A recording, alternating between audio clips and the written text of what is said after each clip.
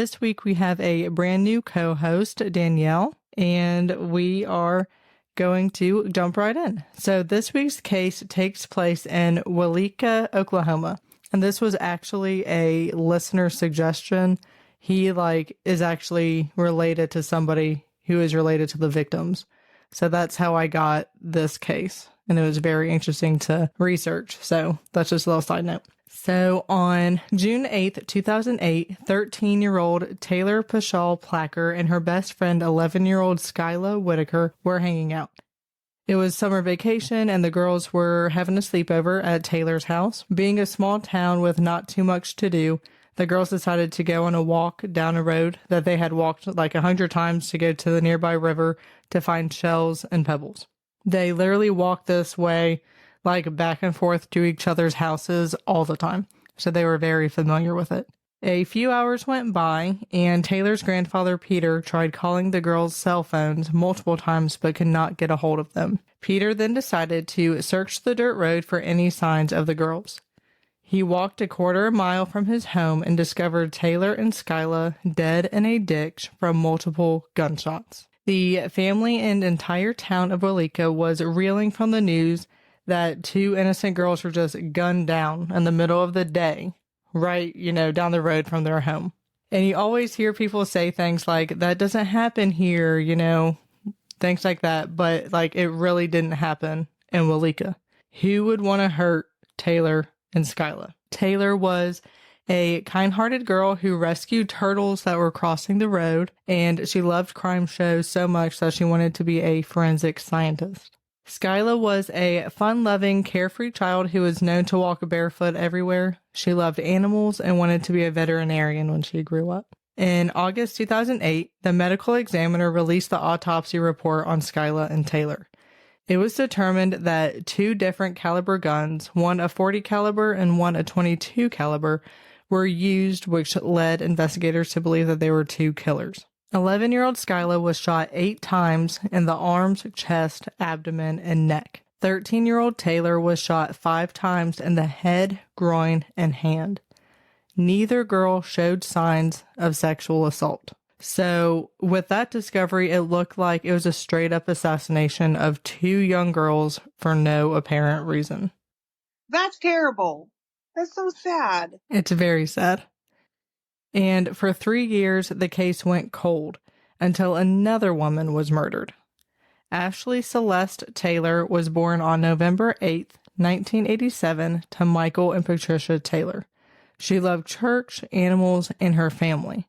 She was known as an outcast in high school, but found companionship with another quote-unquote outcast named Kevin Sweat. When they were together, they were able to forget about the bullies and everything else negative in the world. According to their friends, the quirky and shy couple were perfect for each other. When Ashley told her family that she had met someone, her father insisted that she bring him over to meet the family. And it sounds like a country cliche, but when Kevin came over to meet his girlfriend's dad, he was cleaning his gun. Oh, God. You know how it is. So Kevin immediately began talking about his interest in guns and how to make a homemade silencer. Just your run-of-the-mill knowledge. No red flags? None at all. And Ashley's dad and Michael and Kevin hit it off because of their common interest, and he gave the couple his blessing. The couple eventually drifted apart when Kevin graduated high school and Ashley finished up her degree from home to help take care of her siblings, one of which had special needs. It didn't help that Kevin was still talking to his ex-girlfriend, which of course caused several arguments. However, in 2007, after Kevin's older brother died of a drug overdose, the couple reconnected and were inseparable after that. Kevin took the death of his brother pretty hard, though, and he became withdrawn and isolated. But the couple getting back together was a bright side, to that at least. Shortly after, Kevin moved in with Ashley to help her take care of her family. In 2010, the couple saved up enough money to get their own apartment, but only a few months after moving, friends and family noticed that Ashley was becoming more withdrawn, only contacting her family when she needed money or help with something else, and everybody just assumed that Kevin was to blame. I would. right? Like, oh, that's the only thing that's different, is she moved. But considering Ashley was an adult, her parents didn't want to meddle in her relationship, but her family believed that Kevin hadn't properly dealt with his brother's death and that was what was affecting his behavior. Instead of believing that it was, in fact, an accidental overdose, Kevin thought his brother's death was foul play. And I don't know why he thought that or what evidence, made him think that, but authorities did not suspect that it was anything but an accident. Yeah. I was going to say, well, that would turn up in an autopsy, would it not? Yeah, I mean, unless somebody forced him, or injected him or whatever, drug it was. I don't know. Despite the recent distance in her relationship with her family and potential issues in her relationship with Kevin, on July 5th, 2011, Ashley called her parents and asked them if she could have her birth certificate and all other necessary documents because she told her parents, Kevin and I are eloping and I'm so happy. Friends and family were shocked when the couple got engaged. So to hear that they were planning a wedding and honeymoon in Louisiana so soon after, they were like, what is going on? Because at this point, maybe not everybody approves of the relationship. Sounds right. Even though Ashley said that she was so happy to be eloping, when her parents met up with Ashley and Kevin later that day, they noticed that she seemed fearful whenever Kevin was around. Why? What was the reason that they didn't want their families there? Why they were eloping instead of having an actual wedding? Maybe to save money. I don't know, but I don't know why they would do it out of state, because, we're talking Oklahoma to Louisiana. Yeah. So I'm not entirely sure. I would want my family there. And I would consider that another red flag. Yeah. Why are you isolating her, Yeah. Let me come to my daughter's wedding. That is exactly right. 24 days later, Ashley was reported missing after her family tried calling her phone and Kevin's phone, and both of them said that they were disconnected and they could not get in touch with her. They definitely knew something was wrong when Ashley didn't even call for her younger brother's birthday. When they did more digging, they found out that Kevin hadn't missed any work, which means they never left for their planned wedding and honeymoon in Louisiana.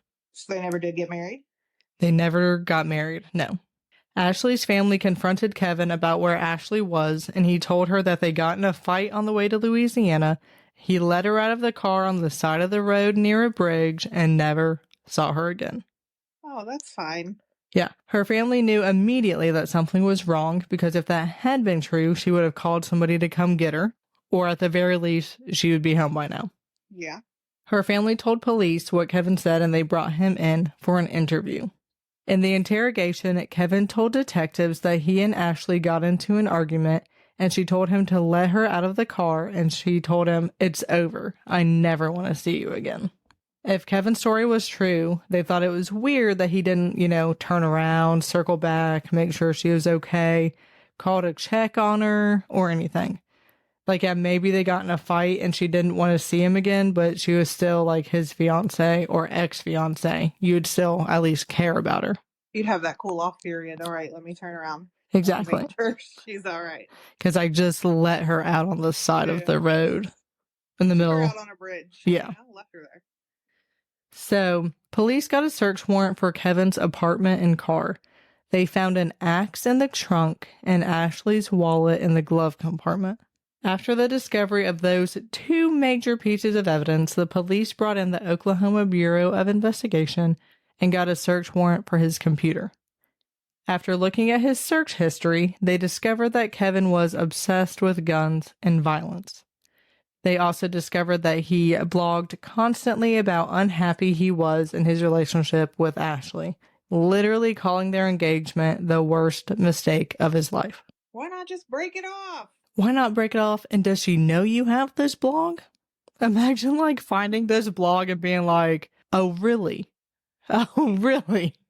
That's the worst. Feel? Yeah. Awkward. Okay, but what about the axe? They didn't do anything with the axe? I don't know anything about the axe. Oh. Yeah. Okay. But there's more. What a random object to have in your trunk. Yeah. It's not a, tire iron or whatever. Right. Something, I feel like you would use for a car. Yeah. So, a few days later, police took Kevin for a ride so he could show them where he dropped off Ashley. He took them to the location, and he said that after he dropped her off, He went to Nichols Lake for a few hours and then went to his dad's in Weleetka. The next day, Kevin was called in for another interview and his story changed. He told detectives this time that he and Ashley went to Nichols Lake together and they argued about the upcoming wedding. He said that during the argument, he threw a knife at Ashley. She then picked it up and slit her own throat and fell off the dock into the lake. What? No. If you think that's far-fetched, wait for when his story changes again. But did they talk to his dad? He said he went to his dad's, right? Yes. So just wait. Okay. So his new story is at this time, they argue, but then she slits half of her throat and he slits the other half. She falls onto the dock and he pushes her into the lake. So it's like a team effort. Yeah. That doesn't make any sense at all. 0 cents. Whatever the truth was, Kevin was arrested for the murder of Ashley Taylor. A search was conducted at Nichols Lake and nothing turned up. So here's where his dad comes in. Police were skeptical, obviously, of Kevin's story to begin with, but then Kevin's father contacted the detectives to let him know that he found a woman's ring in his burn pit. So a woman's ring. Yeah, and where? A burn pit in Kevin's father's backyard. Yes. So they knew at that point that his story was not true. I mean, wouldn't you know if there was no blood on the dock? On the dock, no body in the river, who slits half their throat, where's the knife? If that's the case, why didn't you call for help? So many questions. All right, Kevin. Yeah, okay, Kevin. Okay, Kevin. So they conducted another search at Kevin's father's home and found bones in the burn pit that were determined to be human remains, and also found pieces of prescription glasses that were consistent with Ashley's. They also collected shell casings found in the yard as evidence. Because at this point, they really don't know how she died, Yeah. So during their multiple interrogations, Kevin mentioned that he was questioned by the Oklahoma Bureau of Investigation years earlier in reference to the murders of Taylor and Skyla due to a gun that was registered to him being linked to the murders. But Kevin claimed that he sold the gun a year before the murders and the gun was never recovered, so they couldn't really do anything else about it. That was until the recovered shell casings from Kevin's father's yard were tested, and forensics determined that 8 of the 9 casings collected were matches to the guns used to kill Taylor and Skyla. No. I mean, yeah, good, he got caught, but no. But yes. So when investigators confronted Kevin with this evidence in his connection to the murders of the 2 young girls, he at first denied any involvement by saying there's no point in killing kids. But he later admitted everything. He said that on that day he was driving down the dirt road that Taylor and Skyla were walking along. He said that he saw 2 monsters walking down the road and coming at him. He panicked and grabbed a gun and shot the monsters. He then grabbed another gun from the glove box and continued shooting. Is he on drugs? I don't know. Why are they monsters? He said, I see demons, vampires, monsters, whatever. I do have some problems. I was scared and they were coming at me, so I shot them. So it was speculated that he was trying to set himself up for an insanity plea because there was no known history of that. But yeah. I mean, oh my God, monsters though? That's the word you choose? Yeah, monsters, vampires, demons. They can't have vampires in the middle of the day. That great point. Can't do that. Does he know any lore at all? It's like you never saw Twilight. I've never seen Twilight. Well, they sparkle in the sunlight. I have heard that. Weird. So he decided to plead guilty to all 3 murders in exchange for the death penalty to be taken off the table. During his appearance in court for his sentencing, he snuck a razor blade into the courtroom and slit his lawyer's throat. The whole thing or just half? What? Yeah, I guess the whole thing. Fortunately, he survived, but what a move. What a move. I would have resigned. Yeah, I think that I'm done being a defense attorney. Yeah, I think so. Yeah. I think we're going to work at the gas station. Yeah, I think I'll do like divorce court or... That could be even uglier. Yeah, that's true. Real estate law, who knows. Okay, yeah, we'll do real estate. So, after witnessing that, the judge sentenced Kevin to 3 life sentences without the possibility of parole. Because he pled guilty, there was no trial, so he had no reason to give, why he murdered Taylor, Skyla, or Ashley. But a accepted theory is that Kevin blamed Taylor's brother for the overdose death of his own brother, and he was out for revenge. So I don't know if Taylor's brother was a drug dealer, and maybe, that's why he blamed him. I don't know. Did you just make that up? I don't know. I mean, I would assume so because there was no reason to suspect foul play. I don't know. And Kevin knew Taylor's family because he was actually dating Taylor's sister, Jennifer, who was the girlfriend that he kept talking to while he was dating Ashley. That caused a bunch of problems. They weren't monsters. He's a liar. Yeah, he knew exactly who they were. Yeah. And as for Ashley, the theory is, she may have found out that he was responsible for the murders of Taylor and Skyla. Therefore, he had to get rid of her. But we may never know for sure on any of them because he has not given a reason. Is he still in jail? Yes, Well, he's still in prison and he will not be getting out. So that is it. That is the story of the Weleetka murders. Girls, the poor girls. I know. mean, the old one too, but just specifically the young ones. I mean, they were just walking along the side of the road. Just hanging out, having a sleepover, going to, look for pebbles. That's so sad. So sad. Oh, well, maybe he'll get, shanked prison or something. Maybe. One can hope. We'll have to see. He shouldn't get to live a whole life. Yeah. Because... Wait, what year was this? 2008 was the Taylor and Skyla, and then 2011. Jeez. Yeah. Where did I get 2010 from? Yeah, you were in between the two. Yeah. It's a happy medium, I guess. Yeah. So he says that he's just got life. He doesn't have a death sentence. Yeah, so he pled guilty so that they would take the death penalty off the table. What a cop-out. Yeah. Because he definitely would have gotten sentenced to death. Yeah. No way. He's going to find out what he did, and then that'll be the end of that. Yeah. I would hope. I don't know. I've never been to prison, especially not for murdering a child, but I hear that they don't like that. Yeah. That's what I've heard. That is also what I've heard because, prisoners have standards. That's what they say. Apparently. Do you have any other thoughts or comments? Nope, I don't think so. All right.